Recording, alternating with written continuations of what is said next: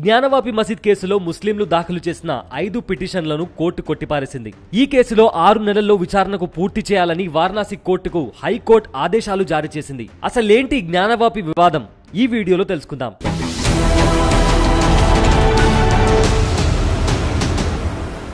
భారతదేశంలో హిందువులకు ఎంతో పవిత్రమైన ఆలయాల్లో ఒకటి వారణాసిలోని కాశీ విశ్వనాథుని ఆలయం. ఈ ఆలయానికి ప్రతిరోజు ఎంతో మంది భక్తులు వస్తూ పోతుంటారు. ఆ ఆలయానికి పక్కనే ఉంటుంది జ్ఞానవాపి మసీద్. ఆ మసీద్ కు కూడా ఎంతో మంది ముస్లింలు వెళ్లి నమాజ్ ఆచరిస్తుంటారు. కానీ ఇక్కడ విచిత్రం ఏంటంటే ఆ మసీదు వెనుక భాగం మొత్తం ఆలయం లాంటి నిర్మాణం ఉంటుంది. అంతేకాదు ఆ నిర్మాణ ప్రాంతంలోనే శృంగార గౌరీ దేవత విగ్రహాన్ని పూజలు చేస్తుంటారు హిందువులు. అయితే ఈ పూజలు కేవలం సంవత్సరానికి ఒక్కసారి మాత్రమే నిర్వహించుకోవాలి. ఆ తర్వాత ఇక్కడ ఎలాంటి పూజలు చేయడానికి వీల్లేదు.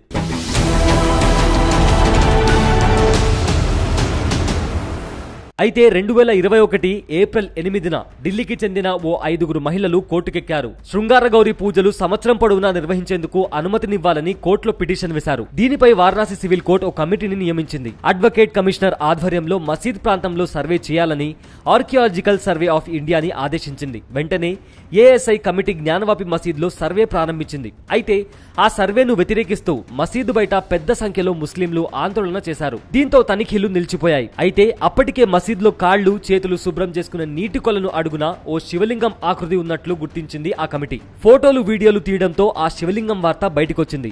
ఎప్పుడైతే కాళ్లు చేతులు శుభ్రం చేసుకునే కొలనులో శివలింగం ఉందని దేశంలోని హిందూ సంఘాలకు తెలిసిందో వెంటనే అనేక మంది దానిపై నిరసన తెలిపారు. ఆలయాన్ని ధ్వంసం చేసి ఆ మసీద్ను నిర్మించారని, వెంటనే ఆ మసీద్ ప్రాంతాన్ని హిందువులకు అప్పగించాలని కోరుతూ వేరు కోర్టులలో పిటిషన్లు వేశారు. దీంతో వారణాసి కోర్టు ఆ మసీదు స్థలాన్ని సీజ్ చేయాలని ఆదేశించింది.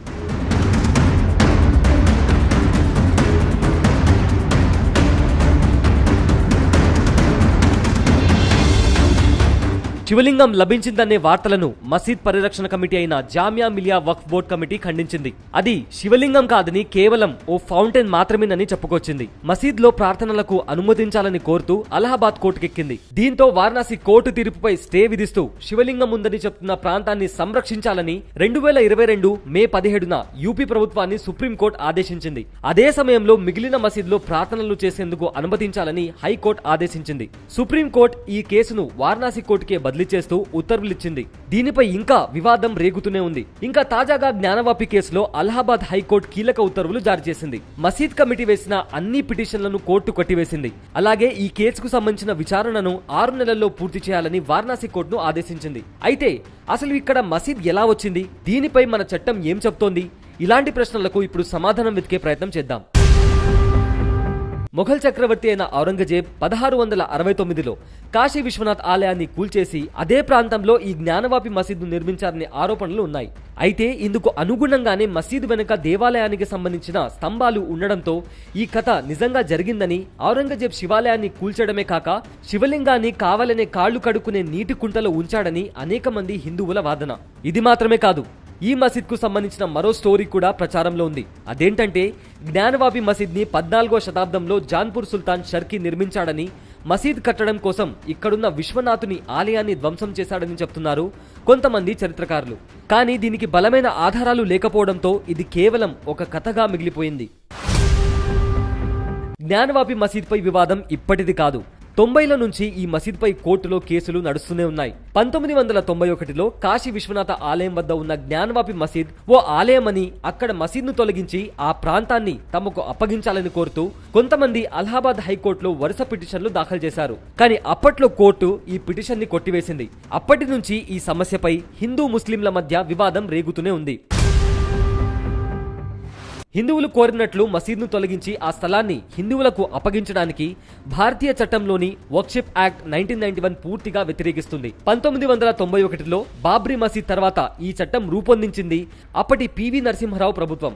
దీని ప్రకారం 1947 ఆగస్టు 15 నాటికి ఏ మతానికి సంబంధించిన ప్రదేశమైనా అలానే ఉండాలని, వాటిని ఎట్టి పరిస్థితుల్లోనూ మార్చి వేరే మతానికి అందించడానికి వీల్లేదు. ఇదే విషయం ఈ చట్టంలో స్పష్టంగా ఉంది. దీనివల్ల జ్ఞానవాపి మసీద్ను తొలగించి ఆ ప్రదేశాన్ని హిందువులకు అప్పగించడం అంత సులభం కాదనే చెప్పాలి. అయితే 1991 నుంచి జ్ఞానవాపి మసీద్ వివాదం కొనసాగుతున్న ఈ మధ్య కాలంలో హిందువులు ఈ మసీద్ పై పట్టుబట్టి కోర్టులకు ఎక్కడానికి కారణం 2019 నవంబర్ 9న అయోధ్య రామ జన్మభూమికి సంబంధించిన చారిత్రాత్మక తీర్పు ఇవ్వడమే. బాబ్రీ మసీదు ఉన్న స్థలాన్ని హిందువులకే ఇవ్వాలని, దానికి బదులుగా ముస్లింలు మసీదు కట్టుకోవడానికి 5 ఎకరాల భూమిని వేరే ప్రాంతంలో ఇవ్వాలని కేంద్రాన్ని ఆదేశిస్తూ ప్రత్యేక తీర్పును వెలువరించింది.